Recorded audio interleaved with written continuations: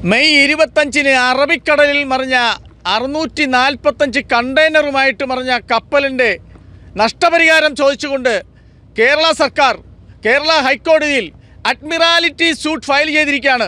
ആ ഫയൽ ചെയ്ത admiralty suit Kerala സർക്കാരിന് ഫയൽ ചെയ്യാൻ അധികാരമില്ല. അത്തരത്തിൽ 9531 കോടി രൂപ ആവശ്യപ്പെട്ടുകൊണ്ടാണ് അഡ്മിറാലിറ്റി സൂട്ട് കേരള സർക്കാർ ഫയൽ ചെയ്തിരിക്കുന്നത്. അതിൻ്റെ കപ്പൽ കമ്പനിക്കാർ അവർ സത്യവാങ്മൂലം തന്നിരിക്കുക, ഞങ്ങൾ നിങ്ങൾക്ക് പൈസ തരത്തില്ല, ആ ഒരു രൂപ പോലും തരത്തില്ല. അഡ്മിറാലിറ്റി സൂട്ട് ഫയൽ ചെയ്യാൻ കേരള സർക്കാരിന് അവകാശമില്ല. അതിന് അധികാരപ്പെട്ടത് കേന്ദ്ര സർക്കാരാണ്. അത്തരത്തിൽ നിങ്ങളുടെ വാദഗതികൾ ഒന്നും തന്നെ ശരിവെക്കുന്നതല്ല.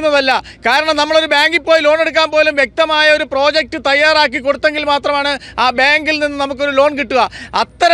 അത്തരത്തിലൊരു വ്യക്തത പോലും വരുത്താതെ എന്തൊക്കെയാണ് നഷ്ടപരിഹാരം വേണ്ടുന്നത്, ഏതൊക്കെ തരത്തിലാണ് കേരളത്തിന് വന്ന എന്തൊക്കെ ബുദ്ധിമുട്ടുകൾ, എന്തൊക്കെ പാരിസ്ഥിതിക മലിനീകരണമാണ്, കപ്പലിൽ നിന്നും എണ്ണ നീക്കം ചെയ്യാനുള്ള കപ്പലുകളും അതിൻ്റെ ജീവനക്കാരുമാണ് എനിക്ക് പുറകിൽ കാണുന്നത്. പക്ഷേ അവർ പറയുന്നു, കപ്പൽ കമ്പനിക്കാർ പറയുന്നു, എണ്ണ ഇതുവരെ ലീക്കായി അവിടെ കടലിൽ മാലിന്യപ്പെട്ടിട്ടില്ല. പക്ഷേ സർക്കാർ പറയുന്നു മാലിന്യപ്പെട്ടതെങ്കിൽ അതിനുള്ള തെളിവ് സഹിതം ശേഖരിച്ചുകൊണ്ട്, അത്തരത്തിൽ വ്യക്തമായ തെളിവ് ശേഖരിച്ചുകൊണ്ട് വേണം ഒരു കേസ് നടത്താൻ പോകേണ്ടത്. സർക്കാർ നാണം കെടുന്ന ഒരു അവസ്ഥയാണ്. കപ്പൽ കമ്പനിക്കാർ വാദിക്കുന്ന അഡ്മിറാലിറ്റി സൂട്ട് ഫയൽ ചെയ്യാനുള്ളത് കേന്ദ്ര സർക്കാരിന് മാത്രമേ സാധിക്കൂ.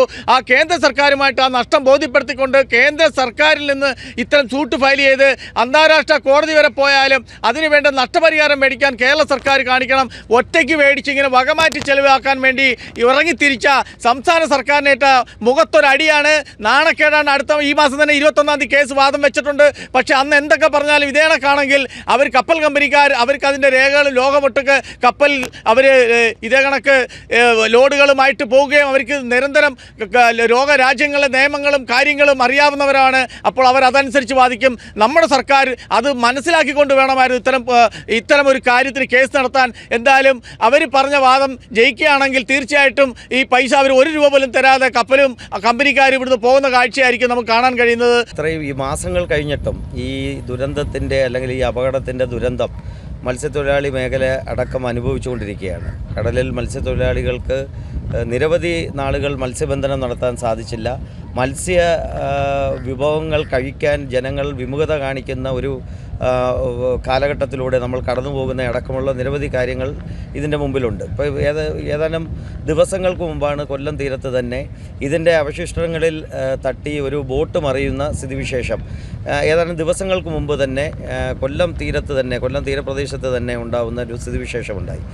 ഈ സർക്കാർ ആവശ്യപ്പെട്ട 9531 കോടി രൂപ അത് അതിശയോക്തിപരമാണ് എന്നുള്ള രീതിയിലാണ് ഹൈക്കോടതിയിൽ കപ്പൽ കമ്പനി ഇപ്പോൾ സത്യവാങ്മൂലം നൽകിയിരിക്കുന്നത്. അല്ലെങ്കിൽ കപ്പൽ കമ്പനിയുടെ വാദം അതാണ്.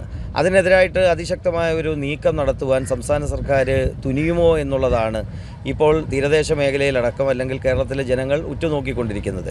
ഒരുപക്ഷെ സർക്കാരിന് അധികാരമില്ലാത്ത സംസ്ഥാന സർക്കാർ കേന്ദ്ര സർക്കാരുമായിട്ട് ചേർന്ന് ഇത്തരത്തിലുള്ള ഒരു കാര്യങ്ങളിൽ അടക്കം നീക്കം നടത്തിയിരുന്നെങ്കിൽ ഇത്തരത്തിലുള്ള കപ്പൽ കമ്പനികളുടെ വാദഗതികൾക്ക് ഒരു പരിധിവരെ തടയിടാനായിട്ട് സാധിക്കുമായിരുന്നു. ഇപ്പോൾ സമുദ്രാതിർത്തി അടക്കമുള്ള കാര്യങ്ങൾ ചൂണ്ടിക്കാണിച്ചുകൊണ്ടാണ് കപ്പൽ കമ്പനി സംസ്ഥാനത്തിന് ലഭിക്കേണ്ട, അതിൽ വഴി മത്സ്യത്തൊഴിലാളികൾക്ക് ലഭിക്കേണ്ട നഷ്ടപരിഹാരം ഇല്ലാതാക്കാനുള്ള ശ്രമമാണ് ഇപ്പോൾ കപ്പൽ കമ്പനി നടത്തുന്നത്.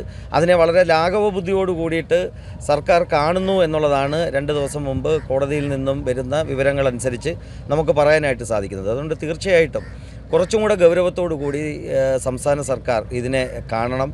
എത്രയോ നാളുകളായി ഇപ്പോഴും ആശങ്ക ഒഴിഞ്ഞിട്ടില്ല. ഈ കപ്പൽ അപകടവുമായിട്ട് ബന്ധപ്പെട്ട് ആശങ്ക ഒഴിഞ്ഞിട്ടില്ല. അതിൽ കപ്പൽ കമ്പനി നിരത്തുന്ന വ്യക്തമായിട്ടൊരു പ്രോജക്റ്റ്, നമ്മളിപ്പോൾ ഒരു ബാങ്കിൽ പോയി ലോൺ എടുക്കാൻ പോയാലും അവർക്ക് വ്യക്തമായൊരു പ്രോജക്റ്റ് തയ്യാറാക്കി കൊടുക്കണം. അതെ, എന്ന് പറഞ്ഞ പോലെ ഈ നഷ്ടപരിഹാരം എന്ന് പറയുന്ന നാശങ്ങൾ എങ്ങനെയൊക്കെ ഉണ്ടായി, എവിടാണ് എണ്ണ ഒലിച്ചതിന് അവർക്ക് തെളിവില്ലെന്ന് പറഞ്ഞാൽ അത്തരം തെളിവുകൾ സംസ്ഥാന സർക്കാർ ശേഖരിച്ച് വ്യക്തമായിട്ട് സമർപ്പിച്ചെങ്കിൽ മാത്രമല്ലേ കപ്പൽ കമ്പനിക്കാർ ആ പൈസയ്ക്ക് അവർ കൊടുക്കാൻ സാധ്യതയുള്ളൂ.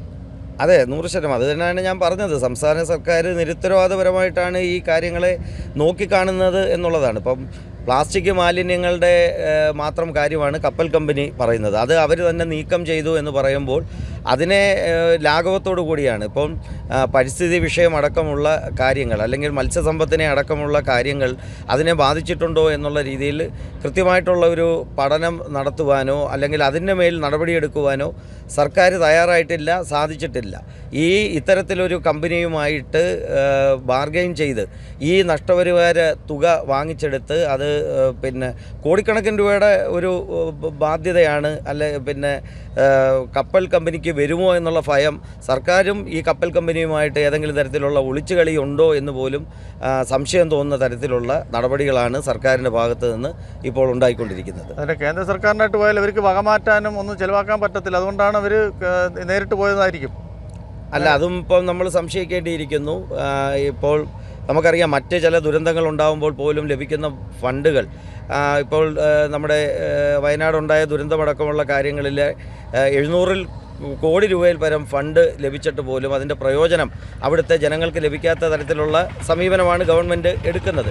അപ്പോൾ അതുകൊണ്ട് ഒരുപക്ഷേ ഈ കപ്പൽ കമ്പനിയിൽ നിന്നും ലഭിക്കുന്ന തുക ഏതെങ്കിലും തരത്തിൽ ഗോപ്യമായിട്ട് അത് പ്രയോജനപ്പെടുത്തി മുന്നോട്ട് പോകാനുള്ള ചില ഗൂഢനീക്കങ്ങൾ സംസ്ഥാന സർക്കാരിൻ്റെ ഭാഗത്തു നിന്നുണ്ടാവുന്നുണ്ടോ, അല്ലെങ്കിൽ ഇതിൻ്റെ സാങ്കേതികമായിട്ട് കേന്ദ്ര ഗവൺമെൻറ്റും സംസ്ഥാന സർക്കാരും സംയുക്തമായിട്ടാണ് ഇത്തരത്തിലുള്ള ഒരു കോമ്പൻസേഷൻ വാങ്ങിച്ചെടുക്കാൻ വേണ്ടിയിട്ടുള്ള നടപടികളാണോ സ്വീകരിക്കേണ്ടതെന്നുള്ള അടക്കമുള്ള നിയമവശങ്ങൾ പരിശോധിച്ച് അത്തരത്തിൽ ഒരു നീക്കം നടത്തി അതിൻ്റെ പ്രയോജനം മത്സ്യമേഖലയ്ക്ക് അല്ലെങ്കിൽ മത്സ്യത്തൊഴിലാളികൾക്ക് ലഭിക്കാനാവശ്യമായ നടപടികൾ തീർച്ചയായിട്ടും സംസ്ഥാന ഗവൺമെൻറ് എടുക്കണം എന്നുള്ളതാണ്